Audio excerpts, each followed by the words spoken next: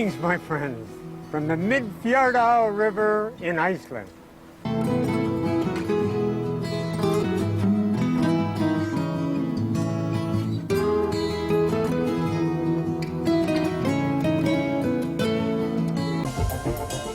How do we handle this long two-handed rod?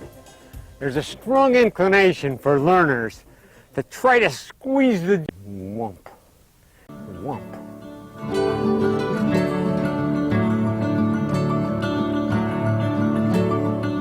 Remind yourself to relax your hands often.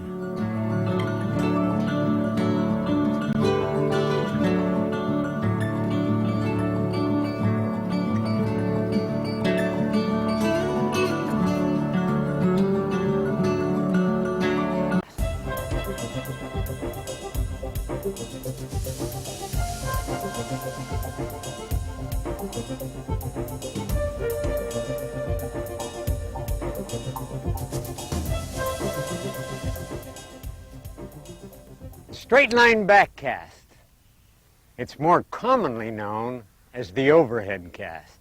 And it's the cast that most of us use most of the time in fishing. And for very, very good reason. Because this cast is probably the most efficient back cast position that we can possibly have in casting. This straight line is perfect for making a forward cast. It's perfect for making a good accuracy cast. And it's the ideal position for a distance cast. This V-shaped path of the rod tip is the easiest way to separate the back and forward casts. The oval path of the rod tip offers separate but parallel back and forward casts.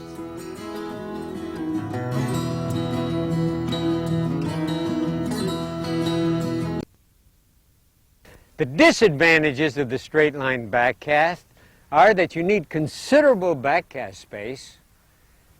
There is a moment between the back and the forward cast where the line is changing directions, where even the best casters are out of control.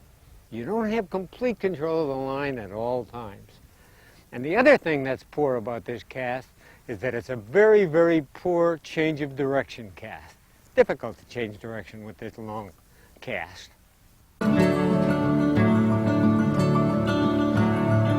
Pushing the rod through like this is not as efficient as pulling it through like this and then making the cast. No, no, no. Yes, yes, yes.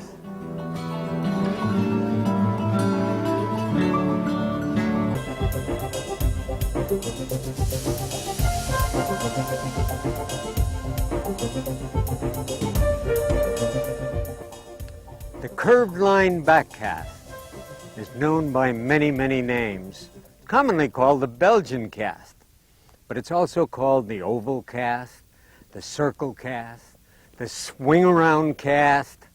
You could even call it Uncle Jack's salmon egg sling. Beautiful cast.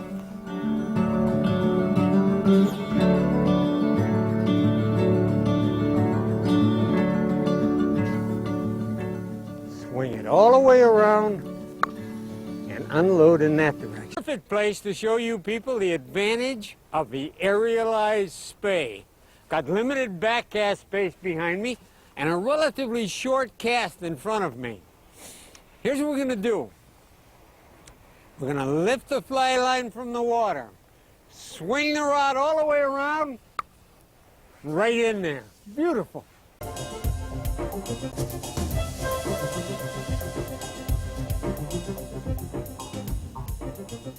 This cast is used to present a fly when you have absolute minimum of back cast space. If the tip of the rod travels in a circle, like this, the line travels in a circle.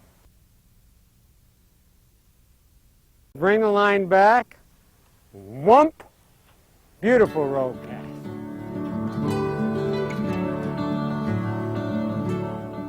That's what I want you to do.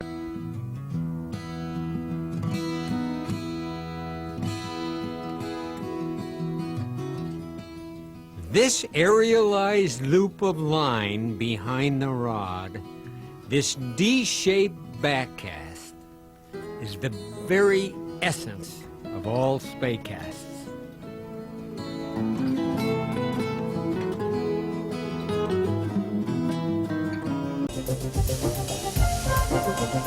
The forward Speycast.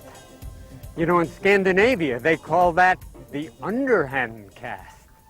Good description, because it's kind of an underhand loop. The line hits the water, we got that perfect D-loop coming behind us, and then we make our usual fold that D-loop, get a little arrow point on it. Then I really got a super cast.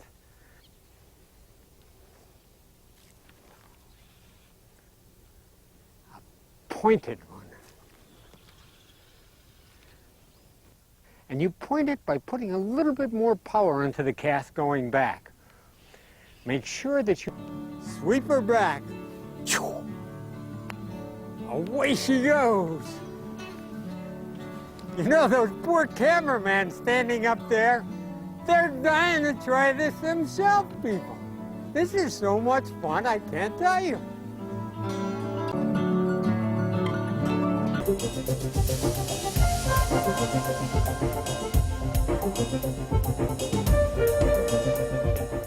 The single Spey, bottom of the D-loop, the line that is touching the water should be directed pretty close to the target.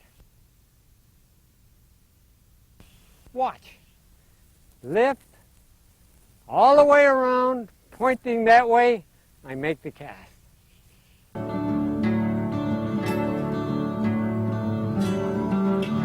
Always form the D-loop directly behind and in line with the forward cast. And notice that the fly line touching the water also points toward the target.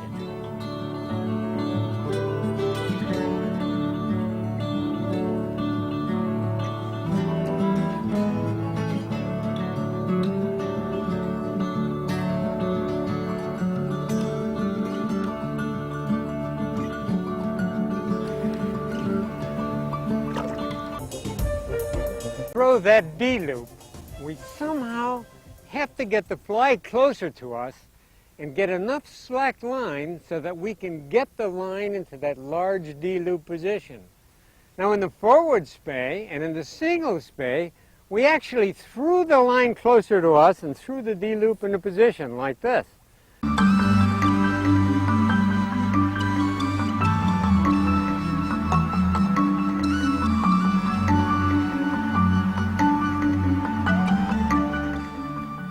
Do not start the forward cast till all of the line is off the water and the bottom of the D-loop is pointing at the target.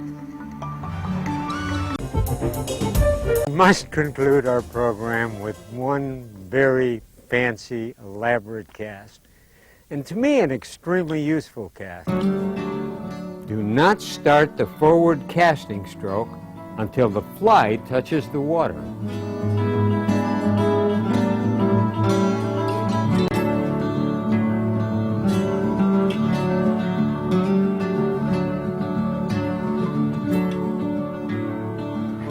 Well, my friends, we come to another ending.